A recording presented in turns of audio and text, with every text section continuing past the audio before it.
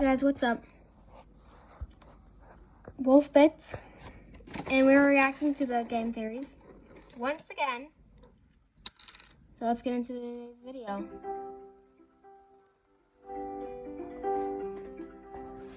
Misty here, Final Fiesta, Pizza Boy. Yes, the game theorists. Nugget haven't watched this in a long time.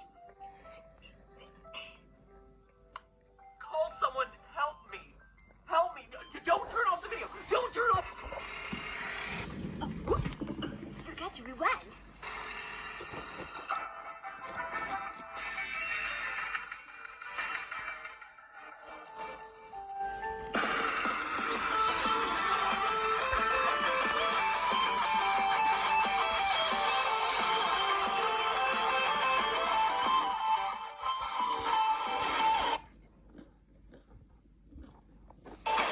Hello, Internet. Welcome to Game Theory, where today we will not be talking about Five Nights at Freddy's and its 80s child murdering fetish. No, sir. It's one of the last videos of the year, and we're gonna sit back, relax, and take a look at something completely different. Duck Season, a game about children being murdered in the 80s. What is it with games these days? Anyway, Duck Season is one of the best, most interesting VR games of 2017.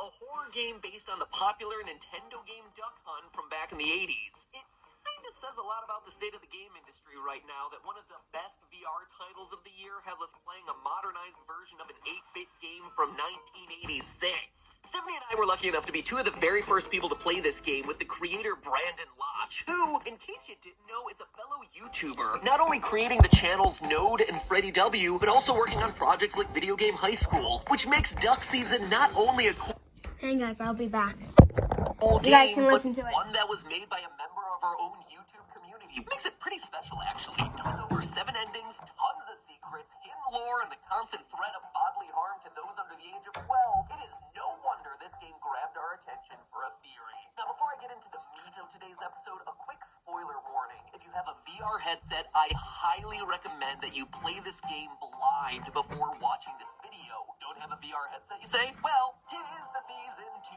use the money your grandma gave you for Christmas to buy yourself one. And if you're in the market, might I recommend the Oculus Rift, who just so happened to sponsor today's episode. The Rift's touch controllers are currently the most advanced, immersive way to play VR games. And the Rift also has some of the best exclusive titles across all the headsets, like the adorable platformer Lucky's Tale, the high-action Robo Recall, and the phenomenal space adventure of Lone Echo. Plus, you've got access to cross-platform must-plays like Rick and Morty VR, Super Hot, and of course, our topic for today, Duck Season. And if you don't want any of that, well, you can certainly watch our GT Live playthroughs of the game. But again, I will say there is nothing quite as intense as experiencing a horror game like this in VR.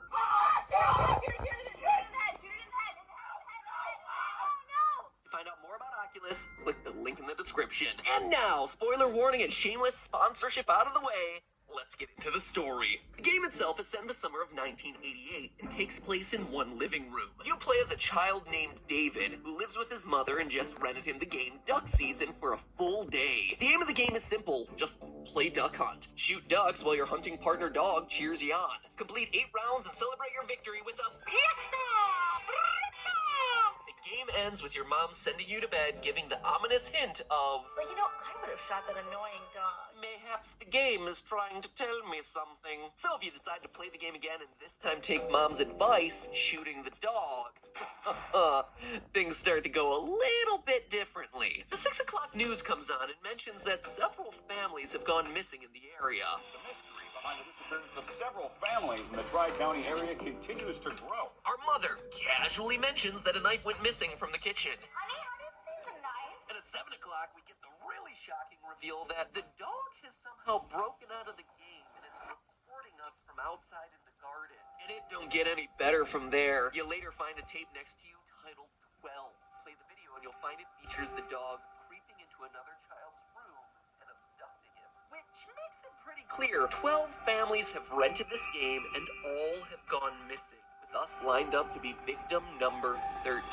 He then proceeds to kill our mom and attack us. If you're somehow able to steady your nerves as a giant blood-soaked dog approaches you with a knife, you can blow him up using your zapper and end the horrific nightmare. Except all of this wasn't a dream. Mom? Yeah, she's still dead, leaving you to bury her in the backyard. David almost makes a call to the police, but decides to run away instead, which seems like an odd choice at first, but then think about it. What's he gonna tell the cops? A guy in a dog costume came out of my TV.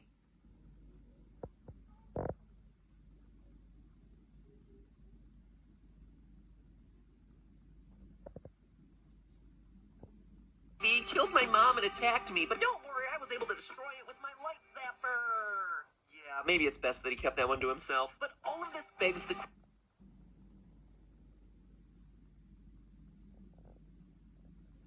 question, who is the dog? At first you might think that it's just some disgruntled, off-the-rails video game character, but the longer you play the game, the more clues begin to surface that there's a deeper story here. In the E3 reveal of the game that we did with Brandon on GT Live, he made a passing comment that the cartridge itself is cursed. You have a bit of a cursed cartridge? Not the game Duck Season, but rather this specific cartridge that David has rented out. If we look across the game's various endings, we can start to figure out that the dog is actually trapped inside of this cartridge. During one of the game's 7 endings, the nuke ending, David becomes trapped in the game. We wander around looking for our family before we curl up into a ball and begin to cry. We see the dog slowly walking towards us before the company logo appears in front, covering up what the dog is about to do. Based on what we know about him, you think that he's about to kill you, but peek behind the logo and you'll see that the dog is actually comforting us. He understands what it's like to be trapped in there because this dog wasn't always in the game. In another ending, we see the dog breaking free through the television screen, trapping us inside the game for what ends up being years. The final shot of the ending is a new child playing the cartridge years later, with David, now an adult, still trapped inside. And you can 100% tell that it's years later based on David's deeper, more adult voice. Who are you? Horror-themed magazines sprinkled throughout the game try to hint at a demon or supernatural creature possessing the cartridge, but it appears that those are just red herrings, because we can definitively prove that the dog is a human. Not only do we catch him smoking at the beginning of every round of hunting, in the Best Men ending, where we call the police to warn them about the dog killer, we see him taken down after being shot. An excessive amount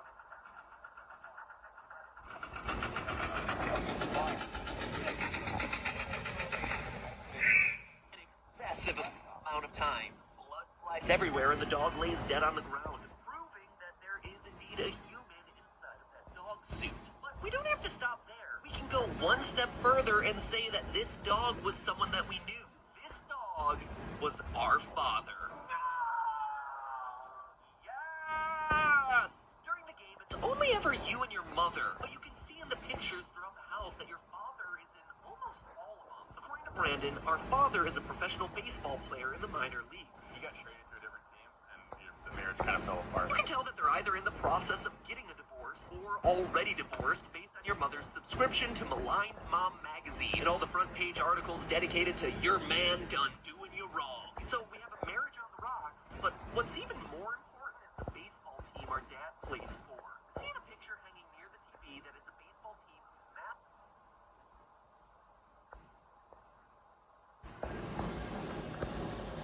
Guess what kind of mascot it is.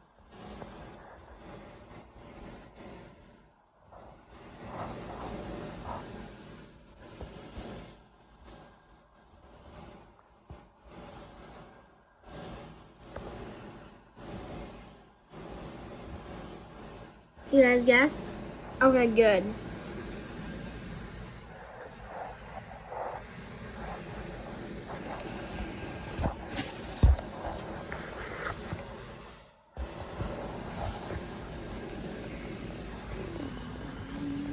I'll give you guys a hint.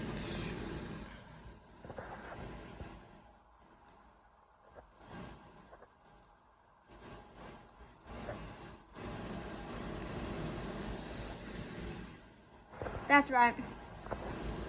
It's the dang dog. It's the dog, guys. Bravo. We did it. We caused the mystery. Now you guys want that's watching, and go relax and eat some Cheetos. Because it might take a while for this to be done loading.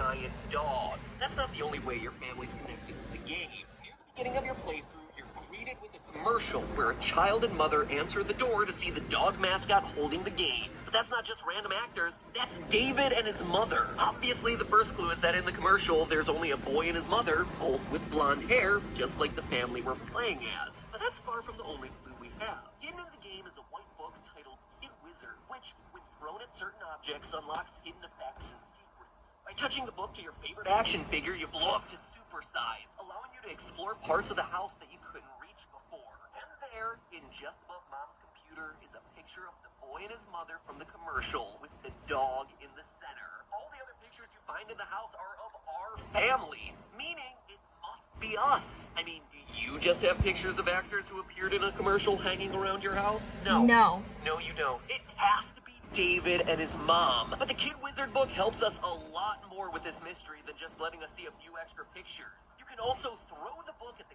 cat clock on the wall, which starts you down the path of an entirely different metagame. Suddenly, you're dropped into a world of clocks.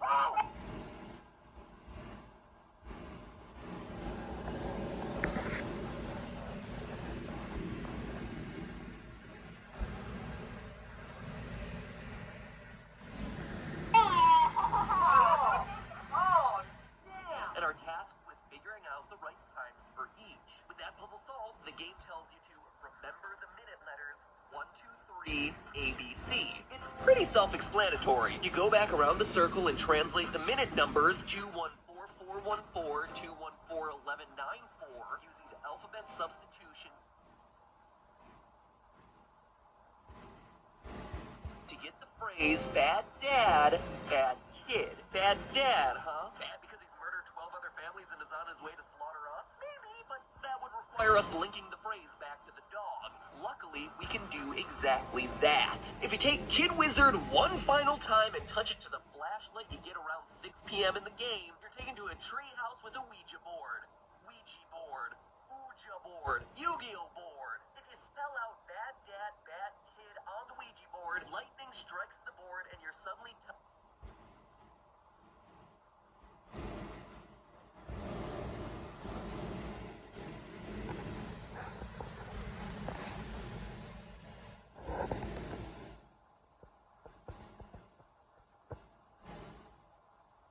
to a secret ending. Wait! In the dead ending, when we're killed by the dog, we end up as some kind of spirit looking down on our freshly skewered body lying next to our killer. He waves goodbye as lightning flies out of the TV to zap him back into the cartridge. Lightning that looks exactly like what came out of the Luigi board. And I think that means we found our connection as to how the father was able to get himself trapped inside the Duck Season cartridge. The final piece of evidence comes from a tape titled It's Me. Wait, is the dog Golden Freddy now? After getting 6 out of the 7 endings and going back through the entire game without shooting the dog one final time, you find the tape resting on a dog bed next to your TV. Clearly, with a name like It's Me, whoever's on this tape is expecting us to know who it is. If you play the tape, you see the real-life version of the dog looking directly at you. Begins making a hand gesture. At first he points towards you, then he points towards himself, then he makes a cradle with his hands. You're my baby. It's me, Dad. So, there you have it. The dog is absolutely your father. A bad dad trapped inside of a video game. Why would he then go on to kill you? Well, honestly, there's not a whole lot to explain that, but notice that he only attacks if you shoot him, if you're a bad kid. Also, notice this. The secret ending tells us that the cryptid has been dealt with. A cryptid is basically an animal who no one can prove exists. The Loch Ness Monster and Bigfoot are two of the most famous cryptids in history, and in the case of Duck Season, the cryptid would be referring to the dog. So by inputting the bad dad, bad kid code into the Ouija board, we've released the dog from his curse and achieved what is probably the happiest ending in the game. Really stops and makes you think, doesn't it? Like, what if you were trapped in a video game? Or, I guess in my case, what if I were...